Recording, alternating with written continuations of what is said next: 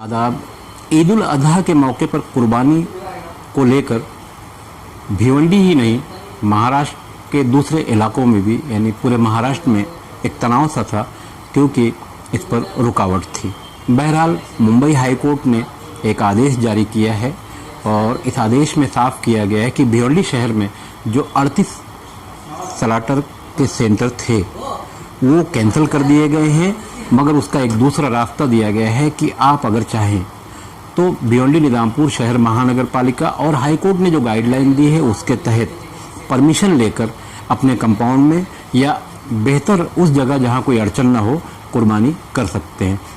बहरहाल फिलहाल कुर्बानी को लेकर जो अड़चन थी, जो रुकावटें थी, वो दूर हो गई हैं और भिवंडी शहर के सामाजिक कार्यकर्ता हनीफ कुरैशी और उनकी टीम ने इस ताल्लुक से हाई कोर्ट में जो मेहनत की थी वो मेहनत रंग लाई।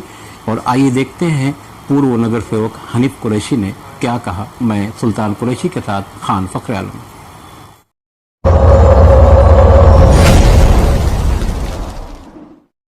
तो अभी से आप सवाल करेंगे कि भाई बताएं कि जिस तरह आपने जो भिवंडी शहर में बकरीद के दरमियान जो साल्टर होते थे उसके लिए मनाही की थी, तो उसमें आपने क्या पहल की, आपने कोर्ट के सामने क्या आपकी गुजारिश है? 20 जुलाई 2021 को हाई कोर्ट में जीव मैत्री एनजीओ ने एक ऑर्डर लाई कि भिवंडी में जो 38 स्लाटर हाउस पे कुर्बानी होती है उसको बंद किया जाए, और हाई कोर्ट ने उसको बैन कर दिया गया।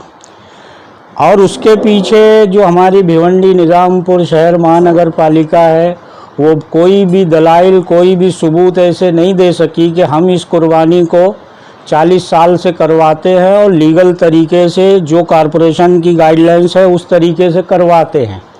उस वक्त डिफेंड करने के लिए कोई शहर से मौजूद नहीं था, जिसकी बिना पे माननीय हाई कोर्ट ने ये 38 सेंटर को बैन कर दिया गया। और उसके बाद जो कुर्बानी हुई तो इस शहर के तकरीबन 100 लोगों पे एफआईआर पुलिस ने की गई। कॉरपोरेशन ने हर प्रभाग से 20-25 लोगों पे एफआईआर की गई। जब ये सब होने के बाद हम लोगों ने हाई कोर्ट में इंटरवेंशन अपील दाखिल की अपनी एडवोकेट हमारे जहांगीर खान साहब की तरफ से। 23 जुलाई को हमारी जो 23 जून को हमारी अपील दाखिल हुई, लेकिन उससे पहले जीव मैत्री वालों ने क्या किया कि 30 जून को अपनी वही रिट पिटीशन लगवा दी ताकि फ़ैसला फिर उनके हक में आ जाए। लेकिन अल्हम्दुलिल्लाह अपनी तरफ से, शहर की तरफ से मैंने इंटरवेंशन दाखिल किया और कोर्ट को कहा कि हमें भी सुना जाए, इसमें हमें भी पार्टी बनाया जाए। कोर्ट ने फिर हमको 4 जुलाई की डेट दी। 4 जुलाई को इसमें हेयरिंग हुई और 5 जुलाई को फिर हेयरिंग हुई। भिवंडी निजामपुर शहर महानगर पालिका से कमिश्नर, उनके एडवोकेट सब वहाँ पे हाजिर रहे और काफ़ी दलाइल सुनने के बाद कोर्ट ने कुर्बानी को अलाउ किया कि शहर में ये 3 दिन कुर्बानी की जाएगी। अभी हमारी शहर भिवंडी के भाइयों से अपील है कि जो हाई कोर्ट ने गाइडलाइंस दी है उस गाइडलाइंस के बिना पे उसका पालन करते हुए शहर में कुर्बानी करें, अमन व अमान कायम रखें और कानूनी तरीके से जो कर सकते हैं वो करें। उन्हें कॉरपोरेशन से परमिशन लेना है, कॉरपोरेशन ने वादा किया है वो आपको परमिशन देने के लिए तैयार है। पुलिस परमिशन लेना है और 38 सेंटर पे कुर्बानी ना करके आप और बहुत सी जगहों पे भी कुर्बानी का परमिशन मांगेंगे, वो माननीय कमिश्नर आपको वो परमिशन देंगे। जो आपको वार्ड ऑफिसर को अथॉरिटी बनाया गया है और वो वार्ड ऑफिसर आपको परमिशन देगा। आपके कहने का मतलब ये है कि एक प्राइवेट जगह पर, एक इलाके में या अपने कंपाउंड में कोई करना चाहे कुर्बानी तो वो परमिशन ले सकता है और वो कुर्बानी आराम से कर सकता है। लेकिन उसको ये ध्यान रखना है कि हाई कोर्ट की जो भी गाइडलाइंस है उसका वो सम्मान करते हुए उसका पालन करे। जो सेक्शन थे उसका जो इसमें जो अंतर्भाव देखकर उस पर खास करके कोर्ट ने ऑर्डर पास किए, तो कौन से सेक्शन थे और उसमें क्या कहा गया?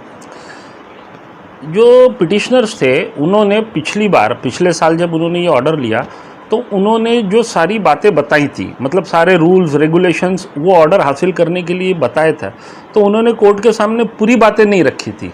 उन्होंने जो बातें उनके सामने उनके लिए फेवरेबल थी वो सारी बातें रखी थी।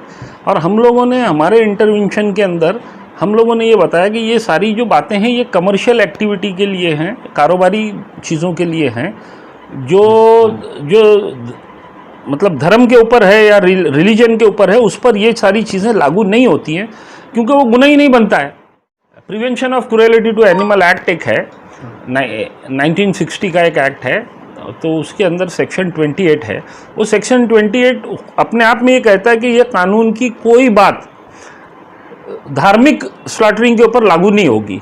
तो इसका मतलब धार्मिक पे नहीं होगी, तो कमर्शियल पे होगी, क्योंकि यहाँ कोई कमर्शियल एंगल तो है नहीं, कोई ख़रीदो बिक्री है नहीं, कुछ नहीं, एक पर्सनल यूज़ के लिए है। और फिर उन्होंने जो बातें लेके आए थे कि ये स्लॉटर हाउस का परमिशन ऐसे होना चाहिए, ये कंडीशंस होनी चाहिए, तो महाराष्ट्र म्यूनसिपल कॉरपोरेशन एक्ट के अंदर एक सेक्शन 378 है, उसमें कमिश्नर को डिस्क्रिशनरी पावर्स है कि कोई अगर एप्लीकेशन करे कि भाई मैं ये करना चाहता हूँ, तो कमिश्नर उसकी जगह को स्पॉट वेरीफाई करके कमिश्नर उसको रिटर्न परमिशन दे सकता है, कमिश्नर उसको रिटर्न परमिशन दे सकता है। तो ये जो दो बातें थी उनकी तमाम बातों के ऊपर भारी रही, क्योंकि ये बात कोर्ट के सामने नहीं आई। जब कोर्ट को ये मालूम पड़ा तो कोर्ट ने बाकायदा उनसे ये सवाल किया। इससे मतलब पहले उसने वो किया था, पिटिशनर के वकील ने एक स्टेटमेंट किया था कि हम कुर्बानी के ईद की कुर्बानी के ख़िलाफ़ नहीं है, लेकिन जब ऑर्डर डिक्टेशन की बात, ऑर्डर के टाइम पे जब ये बात हुई तो उसने बोला कि नहीं, मैं मेरा स्टेटमेंट वापस लेता हूँ, उसको उसमें मत लो, तो वो रिकॉर्ड पे नहीं आया वो स्टेटमेंट। बहरहाल लेकिन कोर्ट को ये बात समझ में आ गई कि ये जो लोग हैं ये सिर्फ शेड्यूल्ड एनिमल जिनका परमिशन है और सिर्फ 3 दिन के लिए मांग रहे हैं, इसमें कोई कमर्शियल एक्टिविटी नहीं है। तो कोर्ट ने बाकी की सारी बातों को पेंडिंग रख के इंटरिम ऑर्डर ये दिया कि पहले तो ये करो, फिर उसके बाद आगे जो रहेगा वो, और इंटरिम एप्लीकेशन को डिस्पोज किया और मेन रिस्पोंडेंट के अंदर हनीफ कुरैशी को ऐड किया उसके अंदर।